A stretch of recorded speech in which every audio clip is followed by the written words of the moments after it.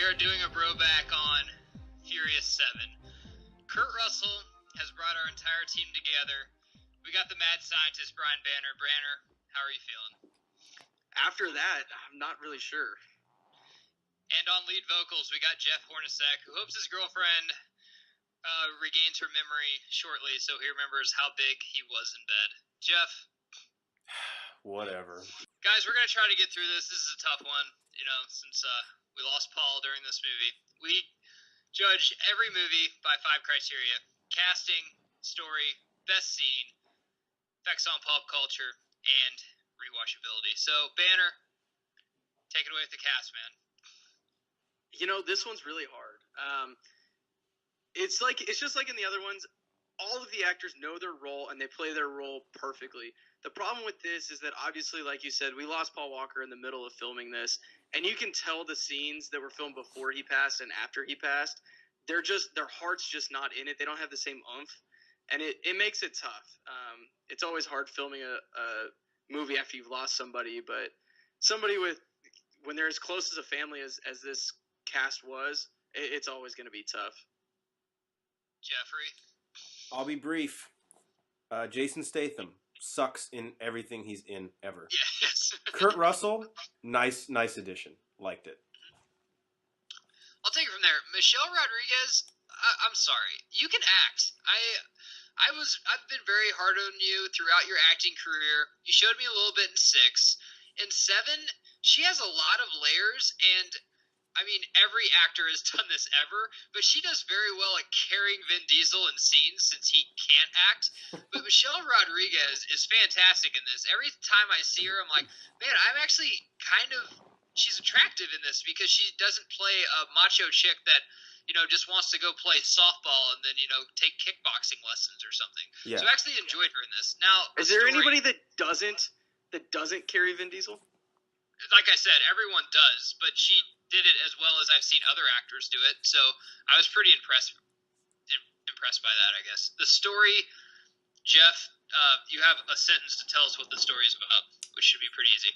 Look, this is not an indictment because the fact that James Wan got this into theaters at all with the emotional issues and everything else going on is incredible, but it's awful, it's disjointed, but for a good reason. It's just incredibly choppy, but they had to rewrite half of it.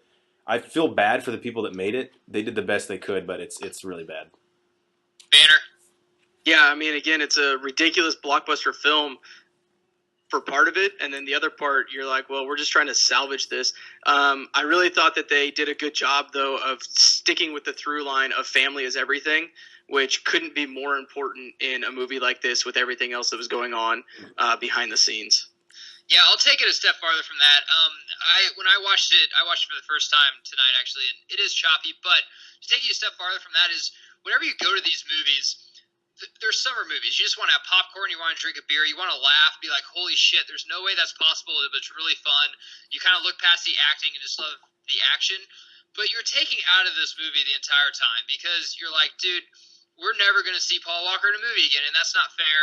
And, I mean, he has a family and everything like that. That's another issue. But I was totally taken out of this movie. I was saddened throughout the whole time. I'm never sad watching a Fast and Furious movie. I'm usually drunk, having fun, being like, dude, I want to go try that, even though there's no way I can do it. So the story, not with my car, but someone else's car. I want to try it. Yeah, not in my car. I mean, I don't even have the fucker paid off. I just got her washed. But it was just hard to watch because I'm just like, man, that sucks because he is these movies. And then Vin Diesel is also there too. Paul Walker is this movie. Agreed. Best scene, Jeff. My favorite scene, just because it was one of the coolest action spectacles, and the way it was lit just felt like I was in a fucking paintball game again, beating up 6-year-olds, was the scene where they use God's Eye to go find Deckard Shaw, and they walk in, he's eating like a Sara Lee cheesecake. And then that really cool shootout takes place, cut like half in the dark, and Mr. Nobody gets like dinged in the chest. That was one of my favorite scene. If you're going to pick a favorite scene in this, like there's low-hanging fruit. We know there's a scene at the end of this movie, which I don't want to take because it's one of the greatest scenes in any movie I've ever seen. So I just had to go with a fun action scene for me.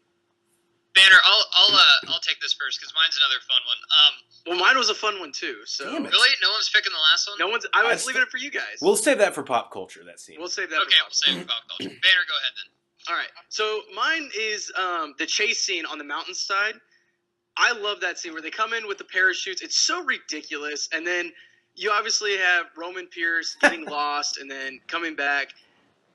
I just really, really like that scene. I thought it was a cool scene. It wasn't quite a street racing scene, but I thought it was a good mixture of using the precision driving that they do mixed with fighting and action. The only thing that I didn't really like is when Brian O'Connor runs up the side of the bus and Letty does that ridiculous drift and catches him.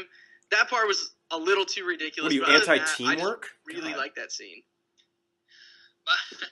My scene is in the desert in Dubai when they're in that party, and Michelle Rodriguez takes on Ronda Rousey, because when this movie was made, you're like, dude, there's no way Michelle Rodriguez can beat up Ronda Rousey, and then she gets her ass kicked. Maybe in Fast 8, Michelle Rodriguez will take on the UConn women's basketball team, and another something that you think would never be beaten will be fucking taken down, because Ronda Rousey gets her ass kicked, which, since I just saw this movie about 2 hours ago, I'm just like, dude, she always gets her ass kicked. That's not. I was like, man, Michelle Rodriguez is probably going to beat her ass. Man, you so better that was my hope. favorite scene, because Geiger, this is just. You better hope that the women's basketball fan isn't listening. Well, the one fan that we have, yes, that will listen to women's basketball.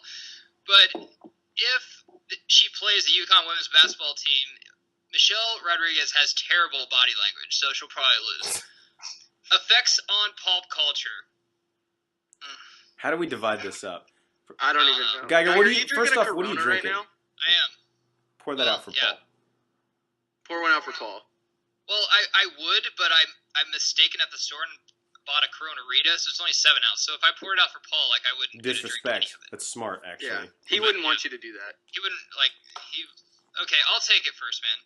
Living in Texas, a lot of people see him as Brian O'Connor. I see him as Lance Harbor from Varsity Blues. I remember him from She's All That. He's in a bunch of great movies. You know, he wasn't an actor that would play a bunch of different roles. He'd just play himself, but god damn it, he was a good-looking dude that, you know, got a lot of chicks and drove fast cars, so that was enough for me, man. And I remember growing up watching him in all the teeny bopper movies, and I was just thinking, if I could dress like this guy and look half as good as him, I'll probably make it in life. So I really miss Paul Walker, and he is this franchise. He's the heart and soul of these movies. I'm more interested than excited to see Fast 8, to see what they're going to do, because I'm not going to these movies for Vin Diesel. I went for Paul Walker and The Rock, and it was really sad. You guys can talk about the last scene, but I think everyone on this pod like cried during that last scene. It was really touching. Banner will let you go because this is Jeff's baby. Fast and the Furious is his, so Banner, go ahead, and Jeff can close it out. Yeah, I definitely cried in that last scene. It's crazy, man. I mean, he passed away, and like you said, he was the life and soul of this franchise, and you can really tell in this movie how choppy it was, and in the middle of filming, and you see the body language of these other actors. You can tell when this happened in the filming of it, and you can truly feel that all of these actors cared for him, and that he was just such a great guy. It's just such a sad to see him leave. And as far as impact is in the franchise and moving forward, they're making 10 because Paul Walker wanted to make 10 of them, and that's pretty big. They're going to try and continue this on in his honor. So, Jeff, I know you got a lot to say on this, so take it away. Yeah, I won't filibuster here, but I think to Geiger's point, Paul Walker wasn't like the most talented person in Hollywood, but from all accounts, he's probably one of the coolest. Was just one of the most genuinely cool and down to earth guys in the business. In a business where I feel like that is so far and away from the norm now, which is sad. But he was the guy who grounded this, because when you watch these movies, things are ridiculous. These characters are ridiculous. People say and do ridiculous things. But Brian O'Connor was always sort of that anchor of levity. The guy you were like, you know what? That's like a real dude going through all this. He, aside from all that, though, I think just the way that he died and like too many correlations to this whole franchise, it's just too weird. And like watching it, like Geiger said, there's parts in it where you're just like, man, I should not be feeling like this in a Fast and Furious movie. Like, yeah. It should be fun, but it's not. Yeah, but I just think you could tell the impact. I feel sorry for Paul Walker's family and everyone else, and it's weird that his death affected us all this much, because we didn't know him personally, but I think just the way that he wore his heart on his sleeve in his roles, you felt like you did. So he's going to be very, very sorely missed. And like both you guys, I'm really anxious to see how this thing carries forward, not only without the character of Brian O'Connor, but obviously just without Paul Walker's presence around it.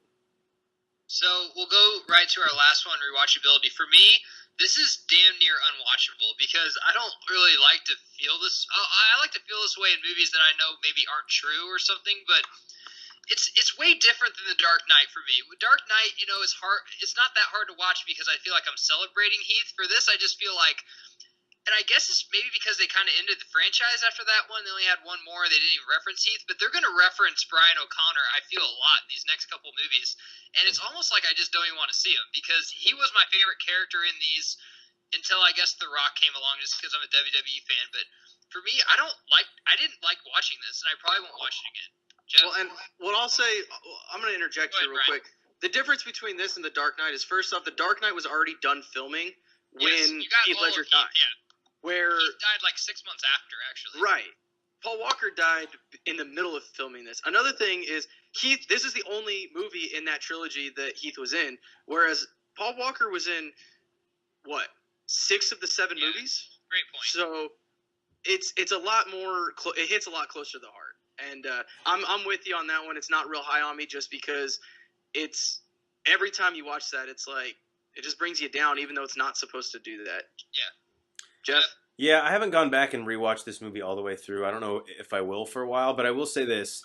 If you're checking us out on YouTube, after this, go look up just the end scene to the movie because not only is it poignant and really powerful, it's just really, really well done. And I think James Wan just did an incredible job paying homage to Paul Walker at the end. And like we said, you will cry your fucking eyes out if you have a soul, if you go back and rewatch it. So that's the part that I like going back and revisiting just because it's so metaphorical, like, Brian O'Connor and Dom kind of diverging paths on the road.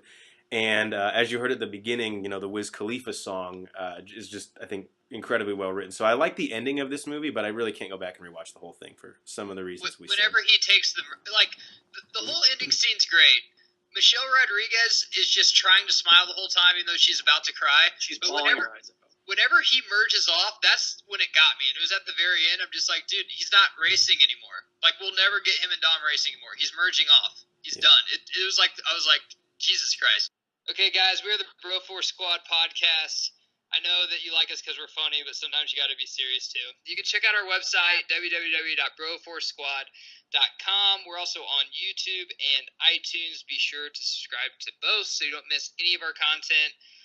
Check us out on Twitter at Bro4Squad and give us a like on Facebook. Until then, we'll see you after Fast 8.